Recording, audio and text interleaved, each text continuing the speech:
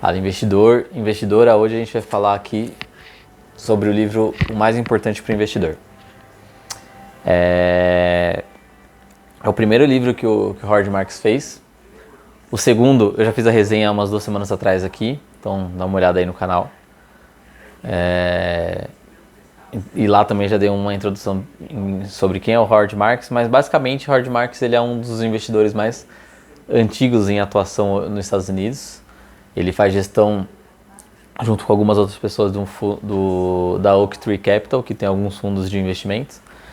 Ele é super especializado em investimentos em títulos de dívidas impagáveis, empresas que estão quase quebrando. Enfim, ele tem um nicho bem específico de investimento. Inclusive no livro ele dá um cheirinho do porquê que ele gosta desse tipo de investimento. Ele fala que são nesses tipos de investimentos que não tem grande volume, que a maioria não dá muita atenção, é que o mercado é mais ineficiente. Por isso que ele gosta muito de focar nesses ativos. Bom, vamos ao livro. É um livro muito legal, mas assim como o outro, né, anterior, com o mesmo defeito que o anterior também. Ele é um pouco difícil a leitura para quem não tem nenhuma bagagem sobre investimentos e sobre noção de várias coisas que rodeiam investimentos, como risco, o que de fato é risco, enfim, algumas discussões mais acadêmicas um pouco até sobre investimentos. Então ele acaba escrevendo de uma forma que é muito boa a escrita dele, mas que não é acessível para todas as pessoas. Então se você é uma pessoa que já tem uma estrada no mundo financeiro, você vai conseguir tranquilamente ler e vai adorar o livro, que nem eu adorei. Para quem está começando agora, talvez não seja o livro mais adequado. Apesar de que assim, a leitura vai ser muito boa para você também, se você for iniciante. Acho que só você vai ter que voltar e reler no futuro para entender algumas coisas. Mas faz parte, né? Então vamos ao livro. Como que ele está estruturado? Ele tem aqui 200 páginas, mais ou menos, divididas em 20 capítulos. Uma coisa legal de falar é que o livro ele foi inspirado num dos memorandos. Inclusive o Howard Marks ele é muito famoso pelos memorandos das cartas, né, da Oak Tree Capital. As cartas são muito legais também. Se você procurar na internet você vai achar todas. Inclusive tem algumas pessoas aí que traduzem todas as cartas dele pro português, então dá uma procurada lá depois. E aí ele escreveu essa carta que chamava The Most Important Thing e transformou no livro. Então ele pegou algumas coisas que ele escreveu lá, extrapolou. E aí ao longo do livro, além dessa carta, ele vai falando de várias outras cartas que ele fez e explorando um pouco mais cada um dos assuntos, né? Então são 20 capítulos e cada capítulo ele vai começar com o mais importante e aí ele vai falar sobre cada uma das coisas. Pra no final falar assim, o mais importante é juntar tudo. Então tem aqui 19 coisas que ele vai falar que são importantes, que são as mais importantes, né? É até uma brincadeira, né? Porque, tipo, de fato não existe nada que é o mais importante para o investidor. O importante é você dominar várias coisas ao mesmo tempo. Então, é muito importante você ser generalista, né? E no fim, ele vai falar que o mais importante é juntar tudo. Eu vou passar aqui sobre todos que ele fala e dar uma pincelada de cada uma das coisas aqui, tá? O primeiro capítulo é o mais importante, é o pensamento de segundo nível. Ele fala que para você ter sucesso, você gerar resultados iguais ao mercado e com o mesmo risco que o mercado é muito fácil. Basta você replicar o índice, você comprar um ETF, não precisa ser nenhum gênio para fazer isso. Agora, para você consistentemente, não só num ano, né, ao longo de 20, 30 anos, bater o mercado em termos de rendimento e de retorno, é muito difícil, que você precisa de um pensamento de segundo nível, que seria como se fosse uma inteligência superior aqui que ele coloca. Quase como que se você tivesse o dom de investir para ele, tá? Então, o pensamento de segundo nível é você conseguir raciocinar sobre fatores de investimento de forma muito diferente do mercado.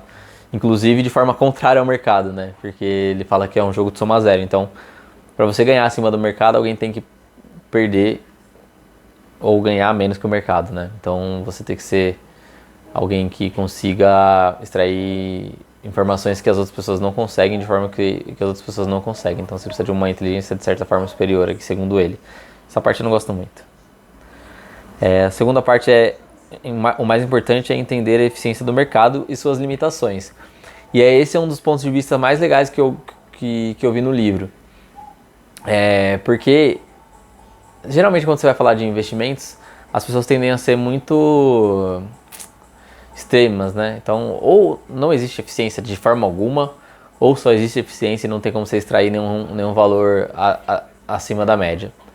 E ele coloca isso num meio termo que eu acho bem legal. Então, na maior parte do tempo, e principalmente em mercados muito grandes e muito explorados, o mercado funciona de uma maneira, de certa forma, eficiente. Porém, ele não funciona de forma eficiente quando os aspectos psicológicos são muito fortes. Então, ele coloca o mercado como se fosse um pêndulo. Então, olha, ele está ali eficiente, mas não é raro ele estar ou super sobrevalorizado ou super subvalorizado. E isso tudo vai depender da psicologia. Então, ele coloca muito bem esses pontos, ele conta a história dos mercados eficientes, da evolução da teoria, e o que é positivo da teoria e o que é negativo, e como ele costuma encarar. Então é bem legal porque é uma visão meio que de meio termo, é bem interessante. O terceiro capítulo é o mais importante, é o valor. Então ele fala que para você investir com segurança e possibilidade de ganhar acima da média, você tem que saber com exatidão o valor de cada coisa. Você tem que saber fazer um valuation adequado, você tem que saber o quanto, além de qualidade da empresa, o quanto ela vale de fato. E aí no quarto capítulo ele vai falar que o mais importante é a relação entre preço e valor, justamente porque você sabendo o valor de alguma coisa, você sabe quão distante o preço daquela coisa tá dela, né? Então você vai criar margem de segurança quando o mercado estiver desesperado e você vai poder comprar melhor, ou você vai conseguir se proteger quando o mercado estiver irracional e super valorizado e os preços dos ativos estiverem muito distantes do seu valor para cima. Então, nesse sentido, o livro também vai falar sobre esses aspectos como se fosse o mais importante você relacionar preço e valor, como vários outros investidores fazem, tipo Warren Buffett, por exemplo. E é uma coisa que faz muito sentido, né? No longo prazo, o preço tende a valor. Então, é importante você conhecer e saber calcular de fato o valor de alguma coisa. Quinto capítulo, ele vai falar sobre o mais importante é entender o risco. Na verdade, ele vai falar sobre 3 capítulos sobre risco, tá? Então, o quinto vai ser entender o risco, o sexto é reconhecer o risco e o sétimo é controlar o risco. Então, ele tem uma visão também um pouco diferente da academia para falar de risco. Geralmente, a academia ela vai falar sobre volatilidade, né? Então, vai mensurar risco como volatilidade. Ele vai falar qual que é o problema dessa visão e também qual que é o benefício dela, justamente porque ela é uma forma de mensurar risco. Mas a forma que ele acredita em risco é uma forma que de certa maneira não é mensurável. Então ele vai colocar como risco para ele é perda de capital, né? Então não importa muito como um investimento varia para ele, mas o quanto aquilo pode te deixar permanentemente sem capital. E também o quanto aquelas coisas se distanciam do valor, né? Então a forma que ele encara risco é de certa forma meio filosófica, assim. Mas é muito legal para você conseguir entender alguns aspectos sobre investimentos, assim. Então, são 3 capítulos sensacionais para você ter uma visão bem diferente de riscos, né? Aliás, esse é um ponto que vai pelo livro inteiro. Ele é um cara muito intuitivo, assim. Então, acho que muitas das coisas ele vai falar sobre uma filosofia, mas ele não vai falar sobre técnicas, né? E aí tá o que ele chama de pensamento de segundo nível que eu falei lá do primeiro capítulo. Então, é uma coisa que praticamente vem com a prática. Não tem muito, para ele não tem muito uma fórmula para fazer as coisas, mas uma prática mesmo e tendo uma filosofia adequada de investimentos. Enfim, o 8º capítulo ele vai falar sobre estar atento aos ciclos.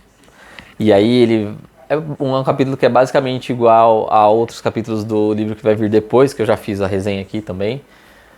Que é o Dominando Ciclos de Mercado, e acho que essa aqui foi a sementinha para escrever aquele livro, né? Então é muito bom, de verdade. Acho que é um dos melhores capítulos aqui desse livro, como aquele livro também do Dominando Ciclos de Mercado é incrível.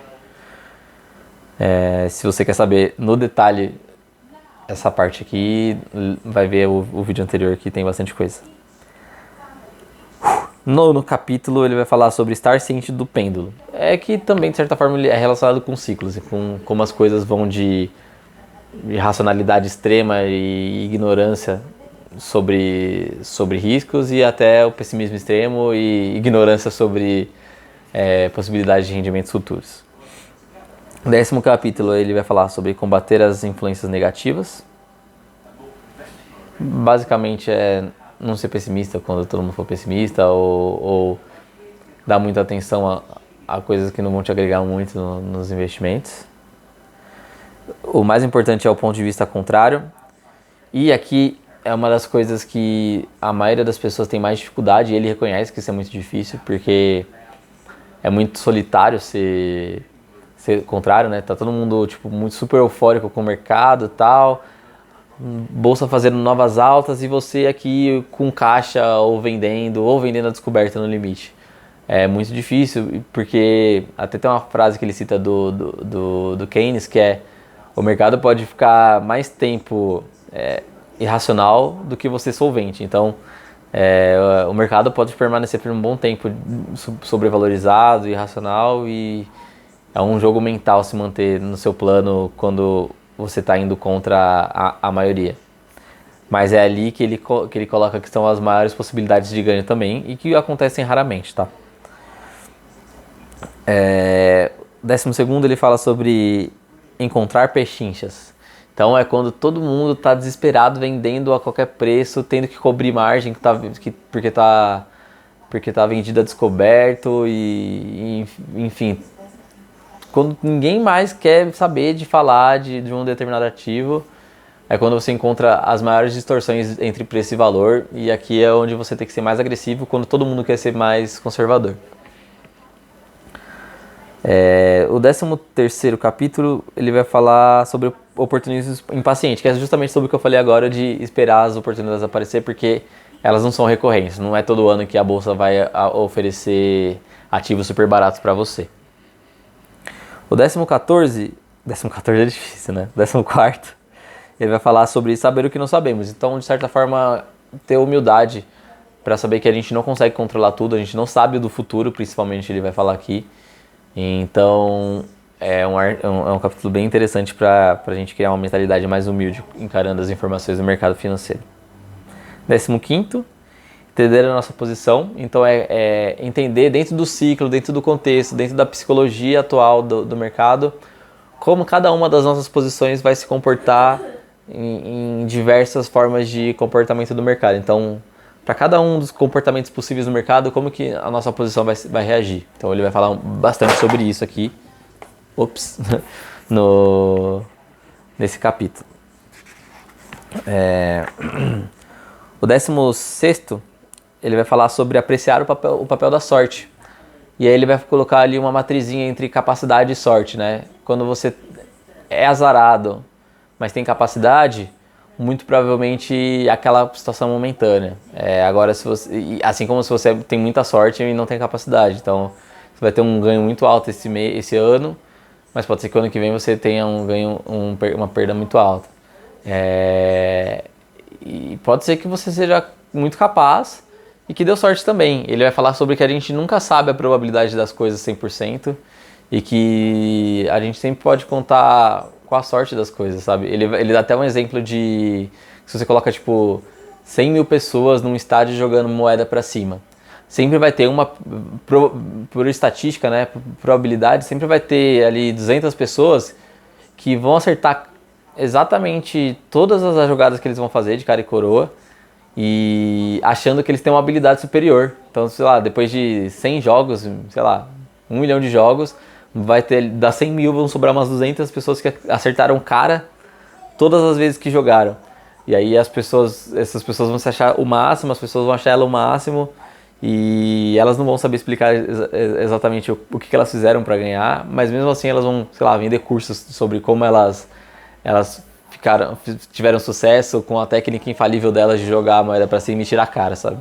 Então, a gente saber que existe um fator sorte, sim, investindo, porque existem muitas possibilidades de realizações de eventos quando a gente investe. Então, quando a gente compra uma ação, por exemplo, pode acontecer muita coisa com aquilo. E que o que acontece de fato de certa forma, apesar de a gente saber a distribuição de probabilidade daquilo acontecer, então qual que é a probabilidade de dar certo ou dar errado, existe o desconhecido, e o que ele chama aqui de a sorte é o desconhecido, e as realizações que são favoráveis a você, de certa forma, está ligado com a sorte também. Então é um capítulo bem interessante.